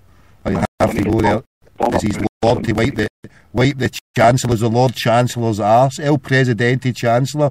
Is that the job you're looking for? You're looking for the job of the chief arse wiper? Bomber Brown's going to be head beefeater at Edinburgh Castle. Fucking. So he's sucking the plums of the head Chancellor and you're wiping his arse? What a fucking menage a trois treble act that is. You Presidente, the deeds and the parrot. For fuck's sake. He's protector of the deeds. Protector of the beans? Or the deeds? Who's protector of the beans? Who's the counter of the beans? Where's the bean counters? You see that? I've got the inauguration ceremony for the Chancellor. We're going to have Lena Martell saying how great thou art. I've got it all lined up. You're tripping me with fucking... You're off your nut. Anyway, right, I'm going to sleep here. I've had enough of this fucking shit. The Scotland state doesn't know a good thing when it's got it. So tell me, is Scotland that bad? Alright, is that bad, aye. But I don't like it for my own personal reasons. But surely, right, If Scotland was that bad... My last question... What was that? You there? Aye, what's the difference between Scotland and Albania? What's the what? What's the difference between Scotland and Albania? Don't know, tell me. Albania's got palm trees. Albania's got palm trees? Aye. That's the only difference. Have they got Buckfast and Ironbrew? No, what I want a rollerball deathmatch thing set up at that velodrome. We'll sell that worldwide. We'll have death spots and make a fortune. You've lost the plot. Hey, I'm away for a lie down. Alright, yes, I will talk to you soon. Here, don't say that Hare Krishna. The last word on that show last night was Hare Krishna. Hare Krishna. Harry Carpenter then. No, turn on it. You will.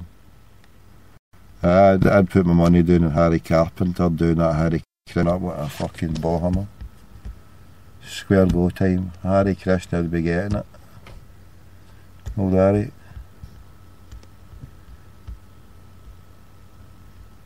I'm off to bed, El Presidente. Caveman Tommy.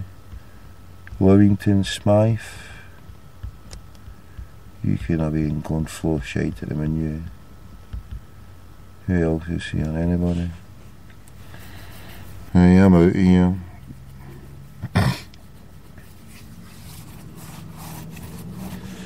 Let me swallow this juice here. Oh, no, I've got to be another phone call. Hold on. I'm going to see what this dafty's saying here.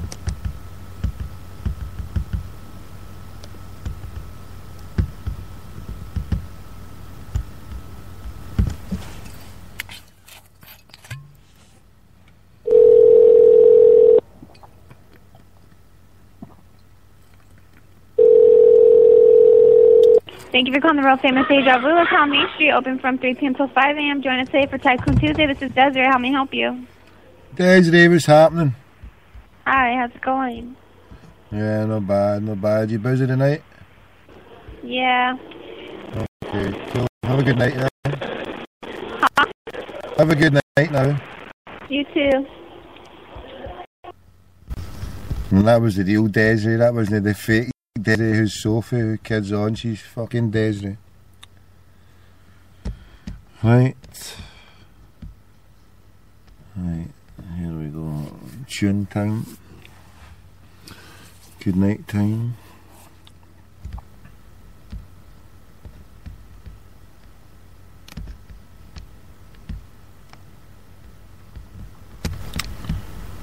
Right, I'll play that wee tune. I'll add this in. I'll finish in 1:30, how's that? Another 5 minutes. I'll just play a couple of wee tunes here. So I bid you all farewell, good evening, good afternoon. And you get up early in the morning, stuff to do. See what time. 5 hours sleep, that'll do me. I'll need to get a wee siesta tomorrow to make up.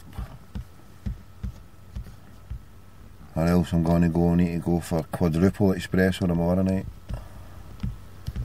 And we can't be doing that. But anyway, we're into the final countdown. I once knew someone who worked in emergency services. Some fanny phoned up saying, I'm feeling suicidal. He started playing this tune in the background. What would you do if somebody did that? You're working in emergency service. You've got a fanny saying, I'm on a suicide watch, and you hear that music in the background. Being a sick bastard, would you go 5, 4, 3, 2, 1, go? Dear God. Couldn't handle that. Emergency services. No danger. Wrong button pressed there. Final countdown. Don't do it. It ain't worth it.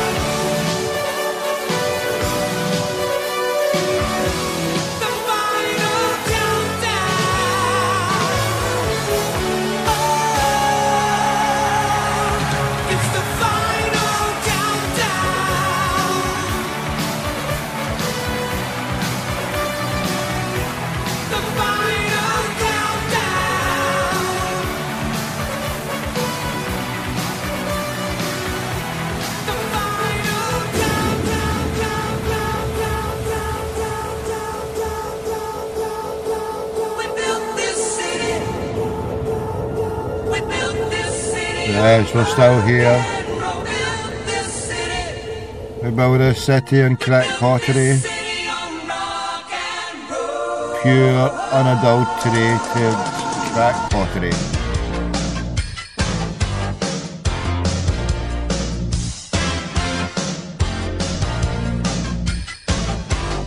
I'm just looking for the stats, sorry for yawning, just looking for the stats there for the show for the day. Over 2,000 people listen to it. Love the internet. Hail. Thanks to everybody who listened to my shows earlier on today and every other day. God bless you all.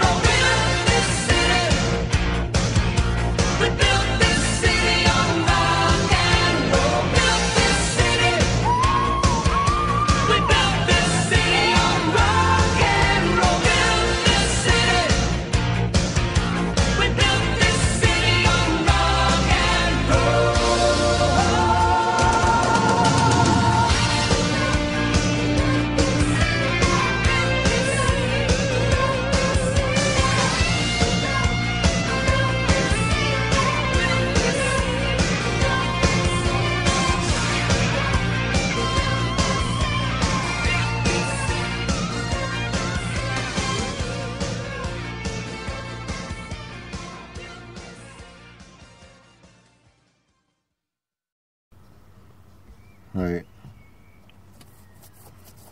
Here we go. Show getting finished now. All upstanding. And let's time it. Yeah, we'll get it in now. Right, so God willing, I'll try and do a show at some point today. During the day. Got a few things to do, mind you, so I don't know if we'll get around to it, but anyway, we'll see. Right. Good night, God bless everybody, increase the peace.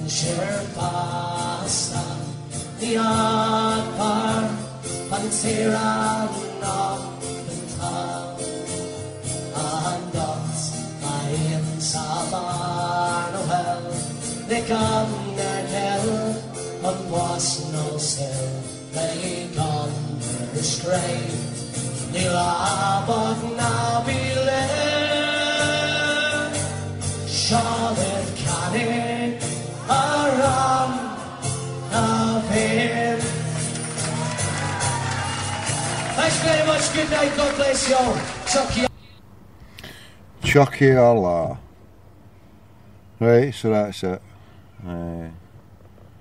Slightly overstepped, like to finish a show on a nice even number, so we'll just conclude it now. That was our national anthem. And you see, I'm not really much of a nationalist or a flag waver or a flag saluter anymore. Yeah, I respect flags of countries. I'm from the Irish tribe. I've got a Catalan tribe flag. I've got a Palestinian tribe flag.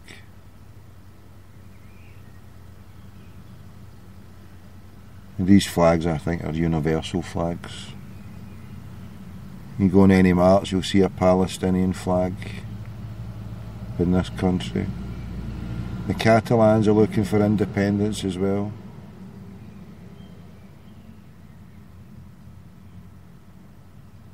But is it real independence that they're wanting as well? Sadly not. They don't want the proper independence that we should be calling for. But anyway, that's all for another day. We've played the tune. I'm cream crackered. But yeah, sorry, the point I was just finishing off on, if I can. We've got 30 seconds to go now. In fact, we'll finish it at 140, how's that? We'll round it up to 140, now we're nearly there. Yeah, the point I was just making, finishing off on the one of the flag. I'm not a flag waver or flag saluter, no, not I. I'm not a great patriot, but for a way of identification, as I say, that's what I look at. I want to identify myself with Scotland. And that doesn't mean that I hate Scotland or I'm a hater of Scots. It's just that I don't want to be associated alongside people like Chick Dung, Jim Traynor, all these racist liars, bigots and etc, you know. So, and because I came from a group of people who came from Ireland, so that's why I want to view myself as that tribe, but it doesn't make me any better or any greater than anybody else. Just part of that tribe. Nothing to be proud in, really. You know, you can't help where you're born. And that's one of the main problems in the world.